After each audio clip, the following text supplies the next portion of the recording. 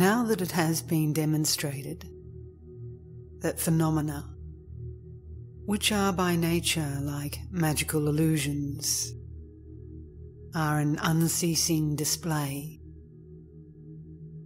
we must now show how these same phenomena come from nowhere, just like optical illusions or tricks of sight.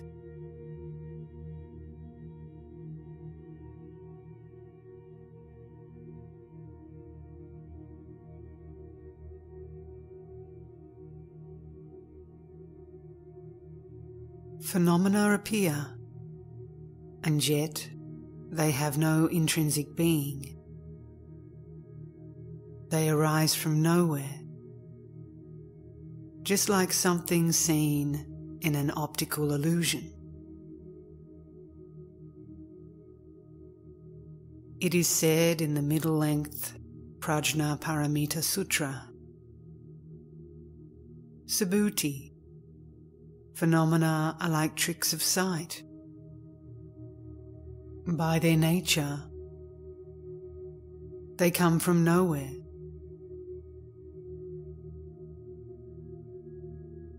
This teaching, condensed into an essential instruction,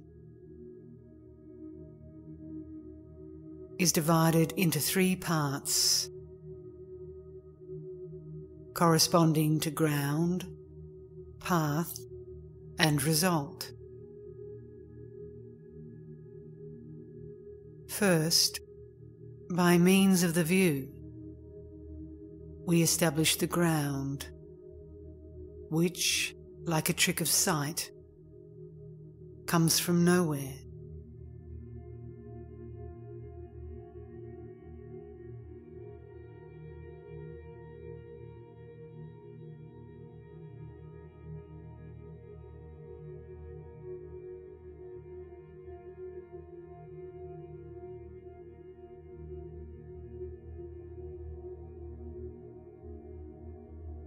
Shadows are cast by material forms. They arise in the shape of these forms, but are different in kind. In similar fashion, there is the radiance of awareness of the primordial ultimate expanse,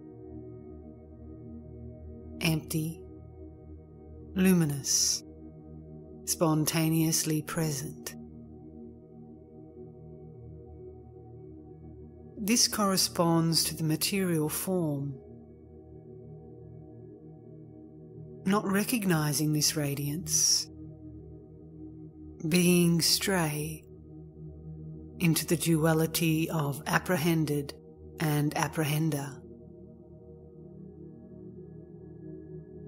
and there appear the 5 aggregates, the 5 elements, the 5 defilements, the 5 sense objects, the 5 material sense organs, and so on.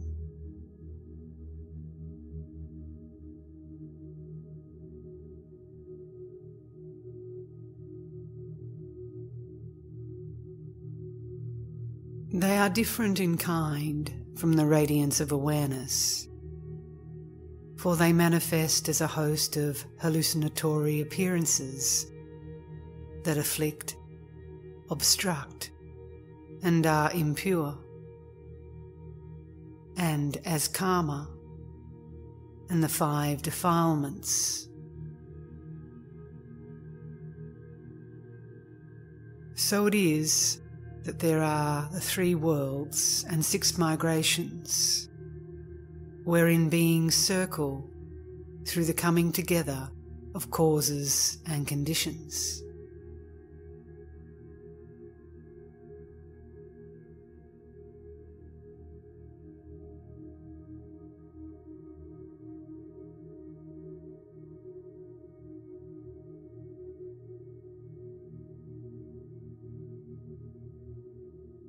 Just like shadows cast by material forms, even so are manifold hallucinatory experiences.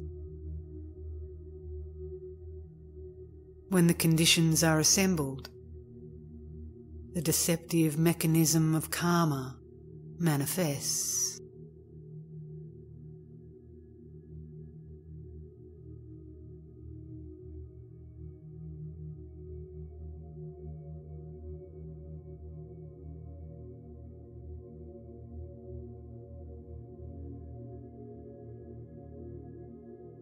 On the basis of false appearance, beings turn and wander in a further level of hallucinatory experience.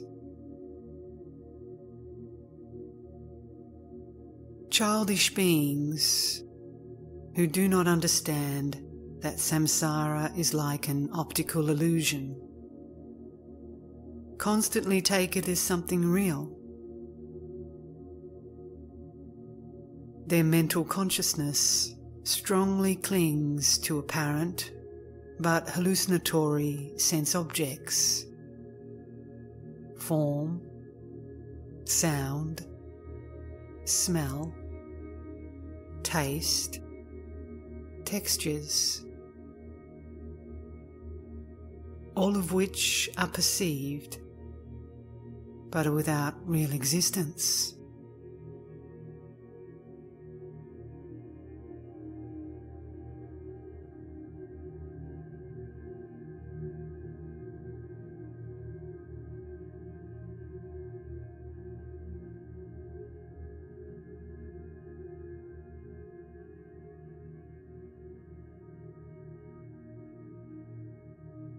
Beings are engrossed in sense objects.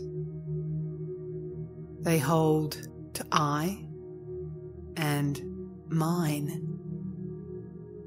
and thus turn constantly in samsara. They are like children who lose themselves in their games.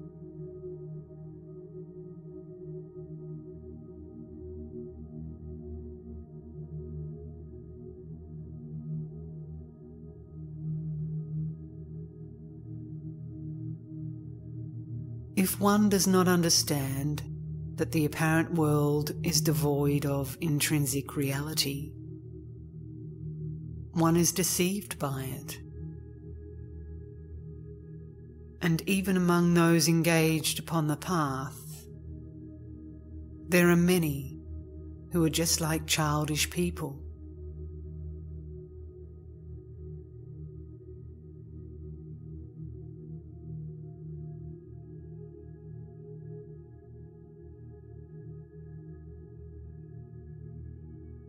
As the way of the Bodhisattva tells us,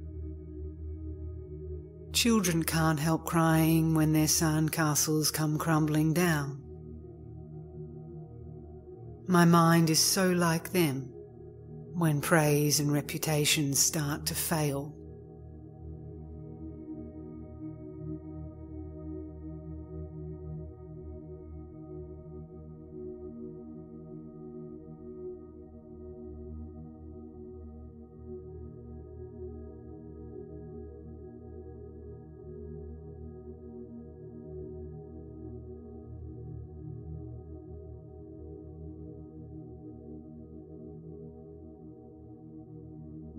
It is thus that childish beings are attached to appearances that are in fact just tricks of sight.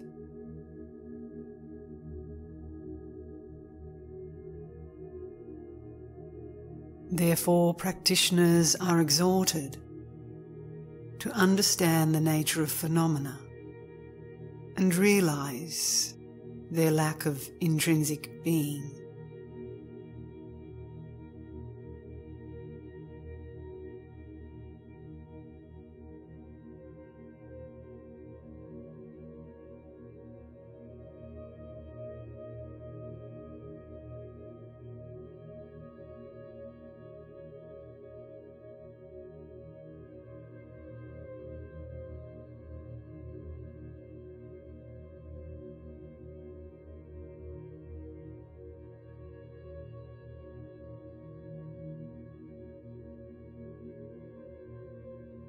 phenomenal existence, the universe and beings, happiness and suffering, the high and the low, are all like tricks of sight. Such optical illusions, which appear even though they do not exist, are produced in relation to certain forms and are not different from them in respect of their arising, duration, and subsiding.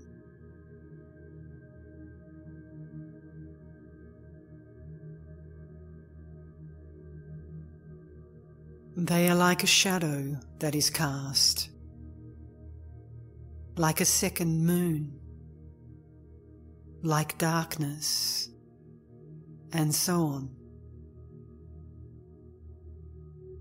In brief, this means, respectively, that on the basis of an actual form, another form appears as a copy, a second form manifests, and another form arises in the manner of a reflection.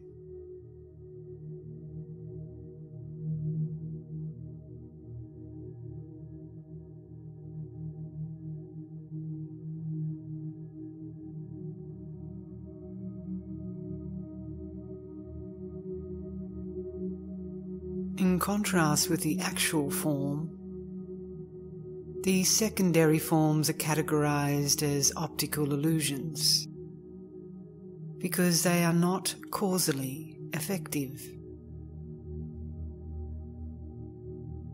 Likewise, if all phenomena are examined, they are like tricks of sight. For although they appear, they have no intrinsic being. If they are left unexamined, they seem to be perfectly fine. If, on the other hand, they are minutely investigated, even the partless particles and the subtle moments of consciousness that support coarse, extended phenomena are found to be without any identifiable nature. They are like space. They do not have any existence at all.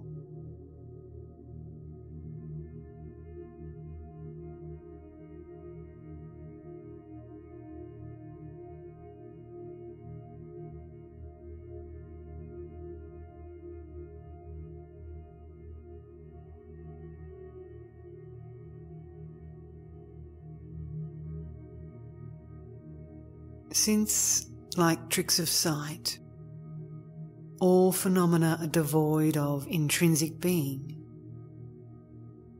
they are by nature primordially empty. But in what way are they empty?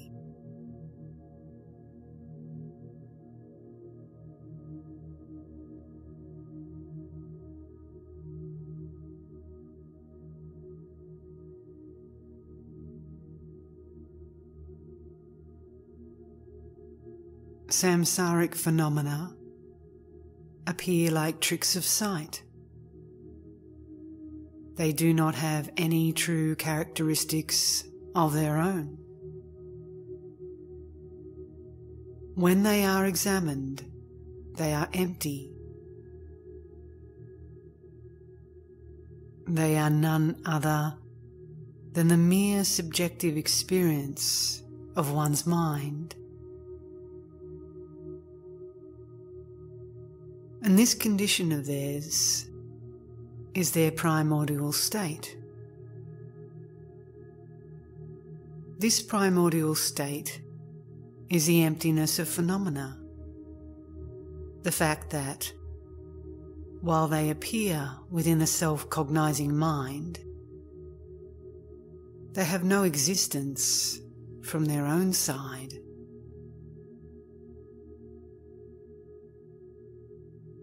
It does not mean that phenomena are investigated as to their past.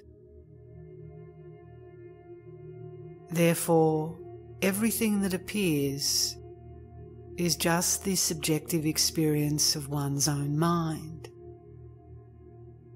It is like a trick of sight.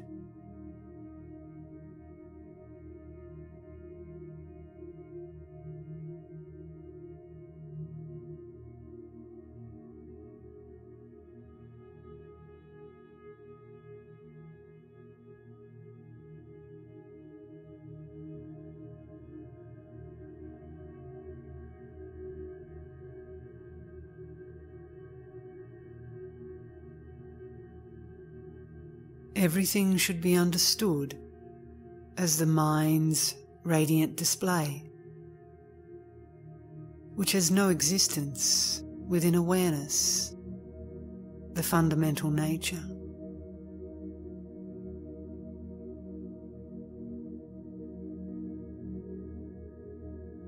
Within the nature of the mind, which is rootless, and because of subtle ignorance, which is difficult to discern, hallucinatory appearances arise ever more vividly and extensively.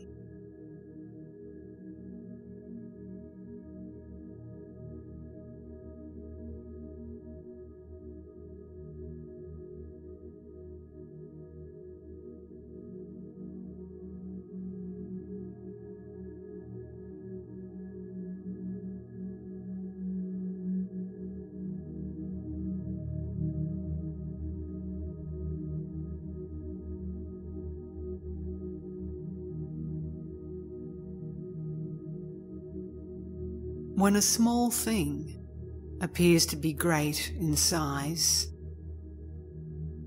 this is a hallucination. For example, in an immense desert and at a distance, a crow may appear to be as big as a yak, and a yak may look as large as a mountain.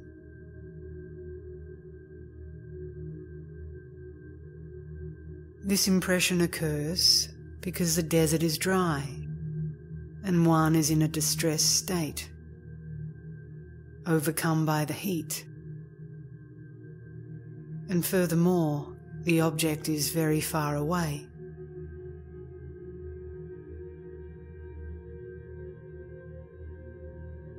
It is the same in the case of the appearances of samsara. Because of the subtle ignorance of self-grasping, which is the root, one becomes habituated to conceptual ignorance and to the dualism of apprehending subject and apprehended object. By this means, one provides the cause, and through various actions, one provides the conditions for the various hallucinatory appearances of the outer universe and the beings it contains, which pervade the whole infinity of space.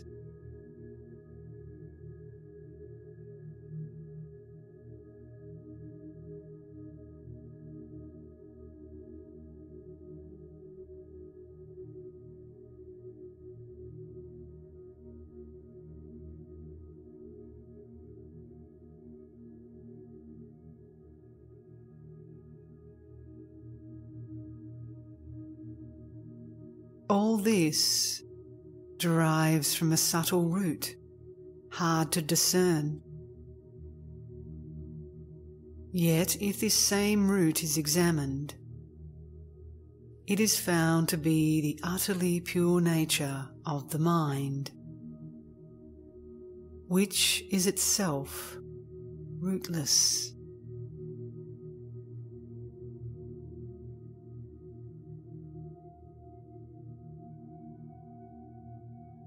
The rootless nature of the mind is the root of all phenomena.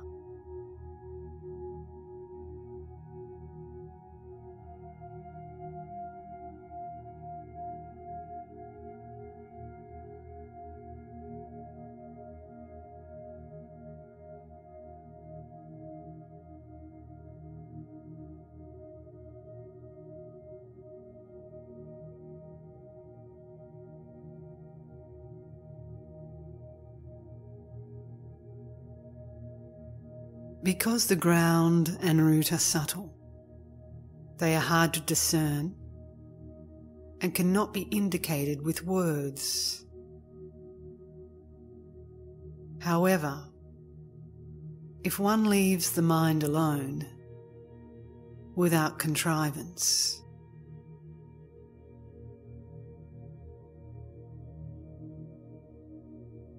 it will clarify in the same way that muddy water does when it is left to stand.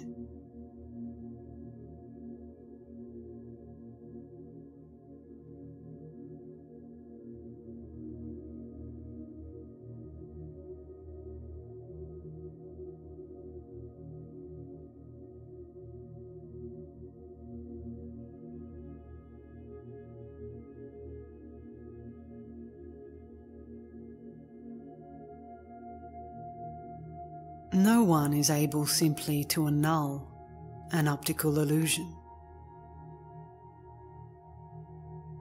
But if the form that triggered the trick of sight in the first place is removed, the optical illusion will no longer occur. In the same way, it is not possible simply to remove the hallucinatory appearances of samsara, for the simple reason that they are not actually existent things. On the other hand, it is through halting one's apprehension and clinging to such appearances that the latter will disappear.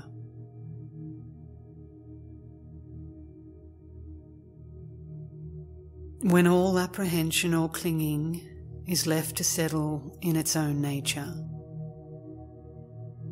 all this will be brought to an end.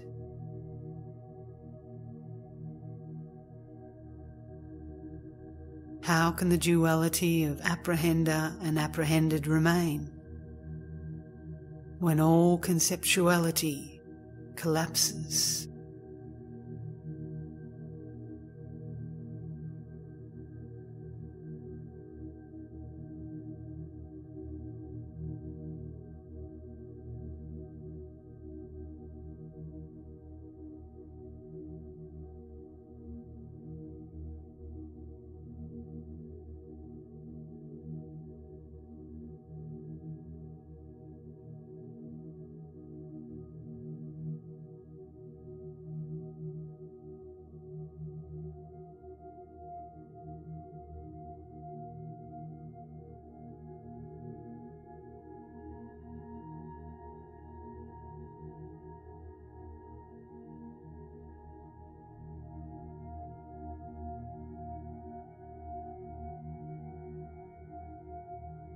Whatever appears cannot be conceived of, expressed, or found.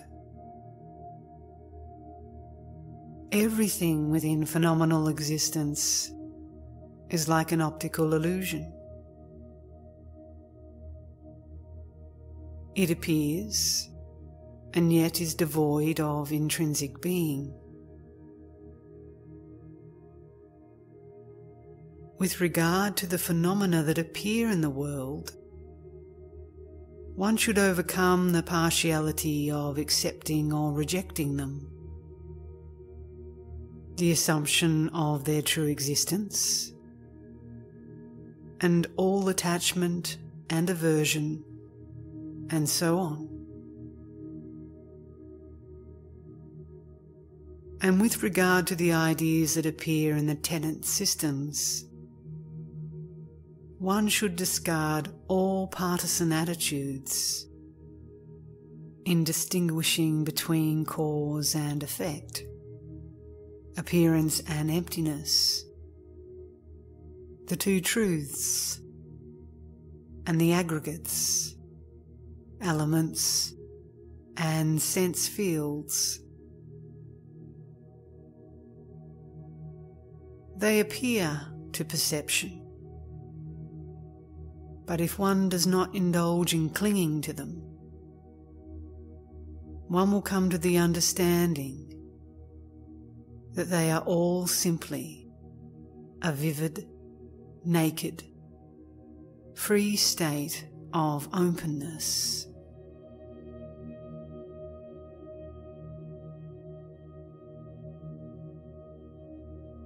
This is what is meant when one speaks of the fundamental way of being of phenomena.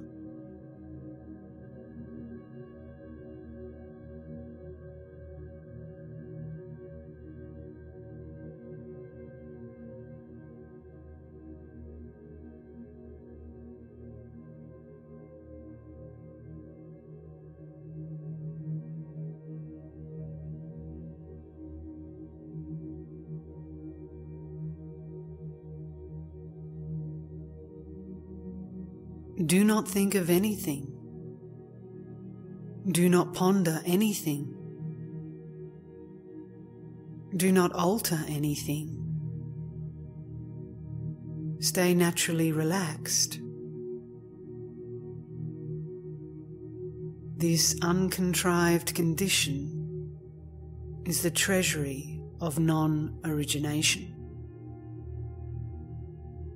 the path that all Buddhas take, past, present, and to come.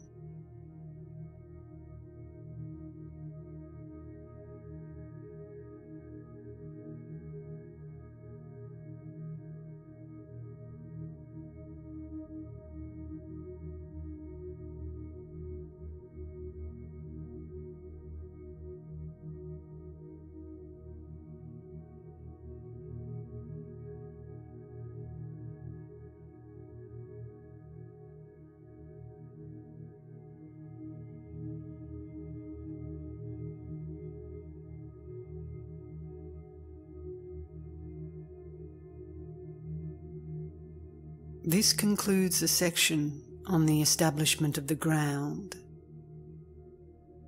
We now turn to the practice of the path.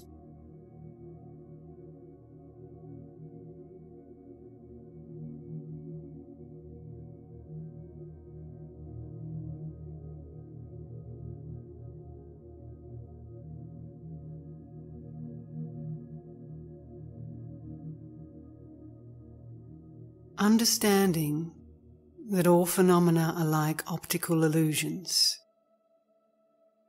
one should remain in a state of meditative evenness. As a preliminary to this, one should practice guru yoga, and one should pray to one's teacher for help in seeing that everything is like a trick of sight.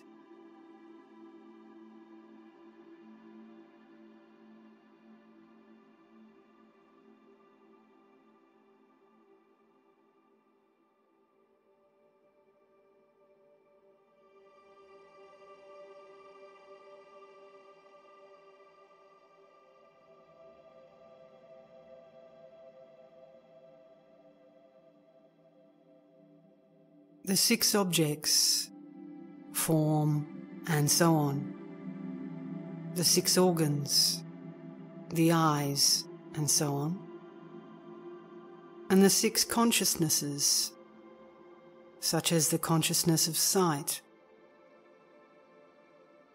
All things, whether they are appearing phenomena or mental designations, are devoid of true existence, just like optical illusions.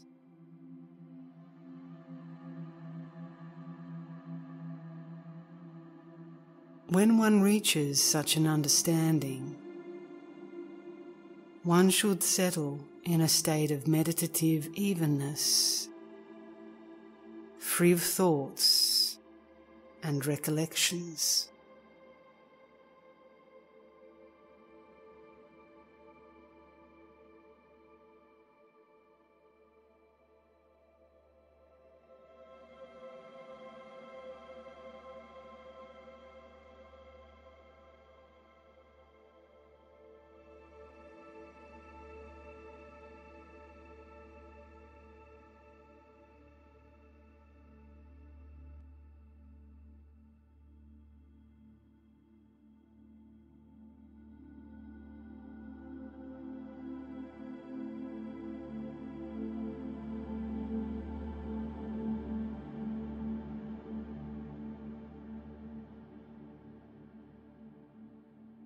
As it is said in the sutra,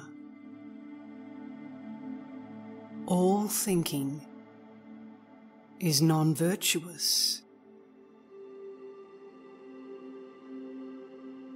It is a virtue to refrain from thinking. When there is no recollection, when there is no cogitation,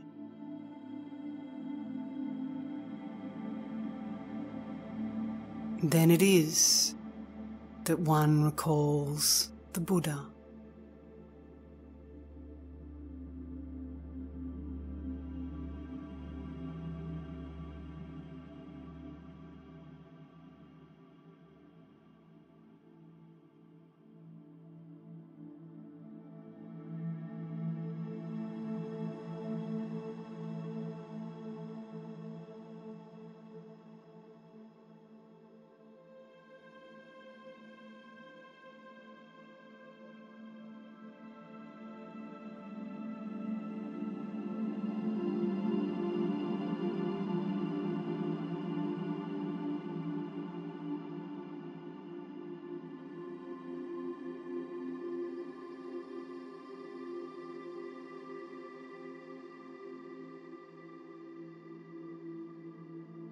The teaching for the night practice is as follows.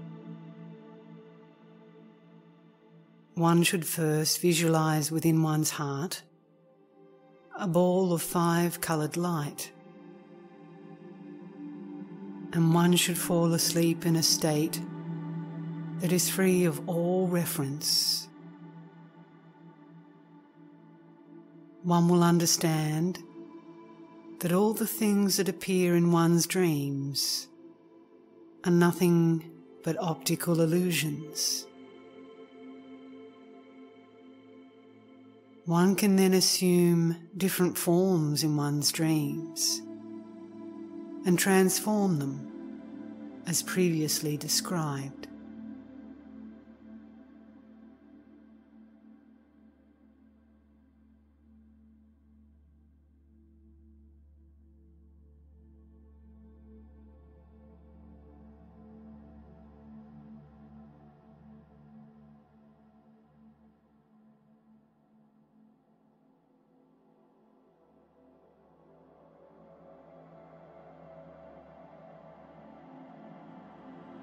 The immediate result of this practice is the realization that all things are like optical illusions,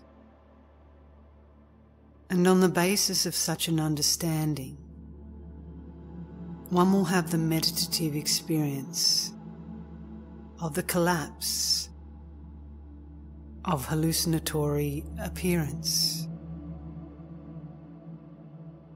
And this will certainly propel one out of samsara.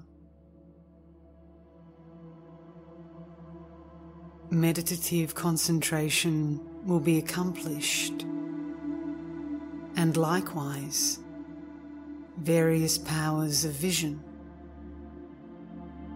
preternatural clairvoyant knowledge, and various miraculous abilities.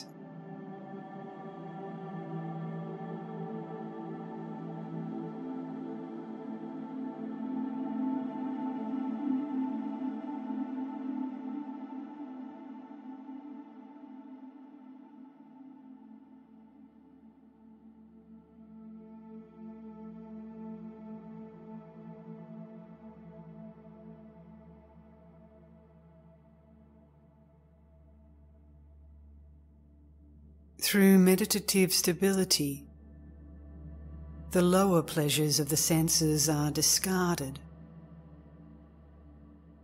All kinds of perfect knowledge, clairvoyance, concentration, all are truly gained.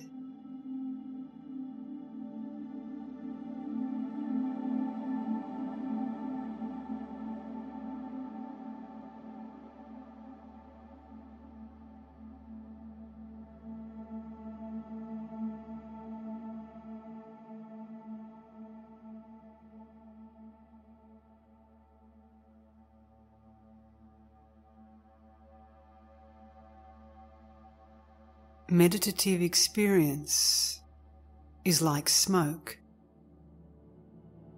whereas realization is like fire.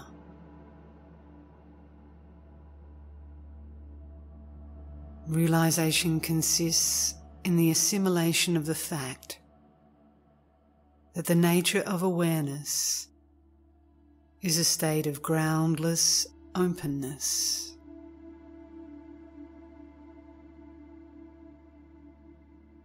If one remains without distraction in this realization, the meditative experiences of bliss, luminosity, and no thought will manifest.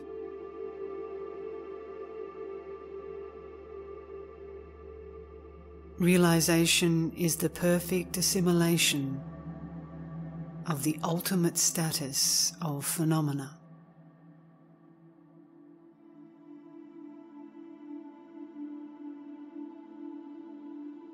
As one grows accustomed to this state, one experiences in one's body and mind the signs of warmth, and this is referred to as meditative experience.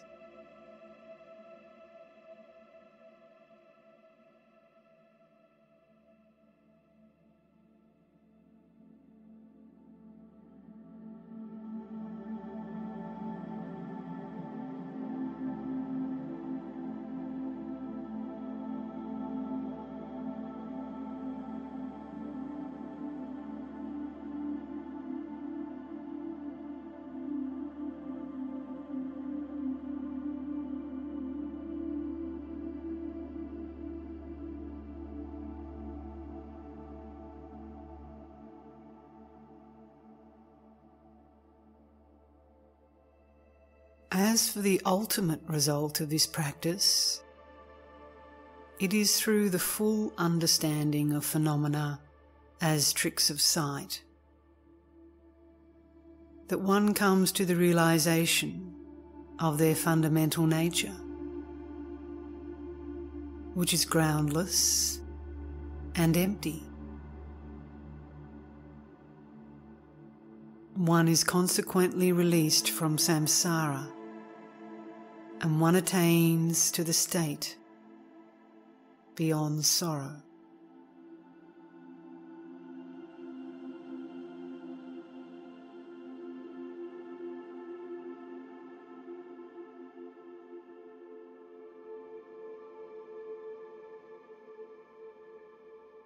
Through wisdom, having perfectly cognized the nature of phenomena, the three worlds one will utterly transcend.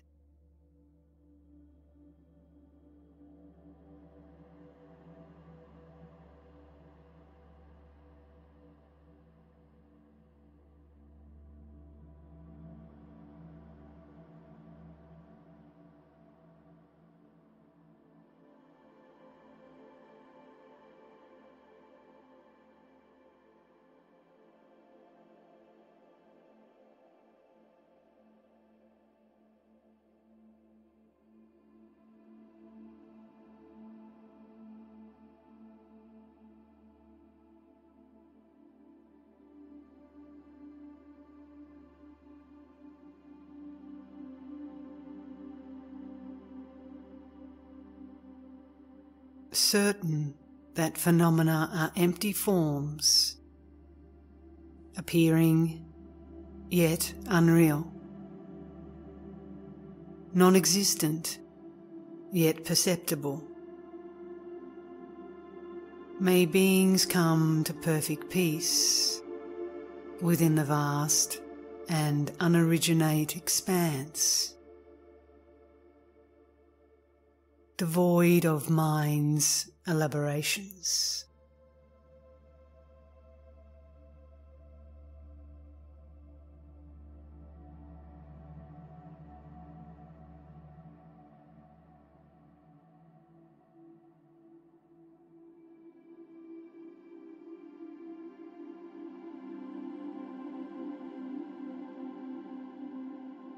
The dualistic play of apprehender, apprehended, like an optical illusion, teeters on the brink of dissolution, and when hallucinatory appearance, the dark of ignorance, dissolves, the sun of self-arisen luminosity rises from within. May others see, as I have done, the way things truly are.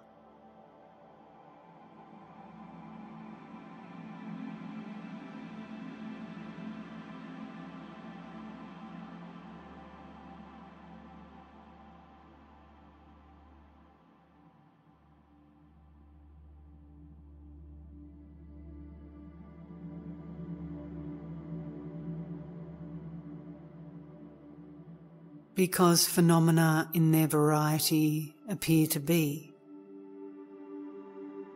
they may seem also not to be.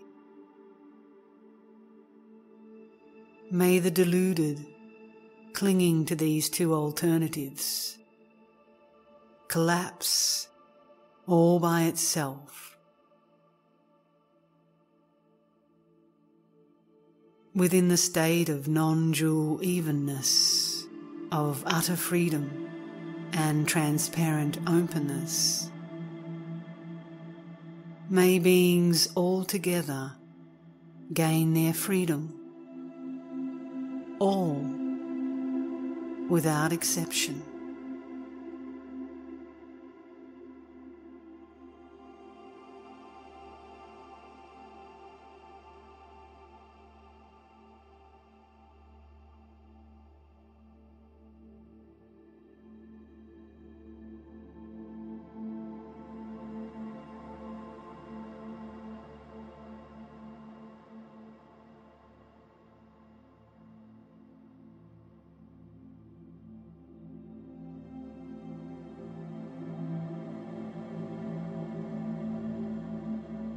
This concludes the chapter that is like a trick of sight, a commentary on the third Vajra point of finding rest in illusion,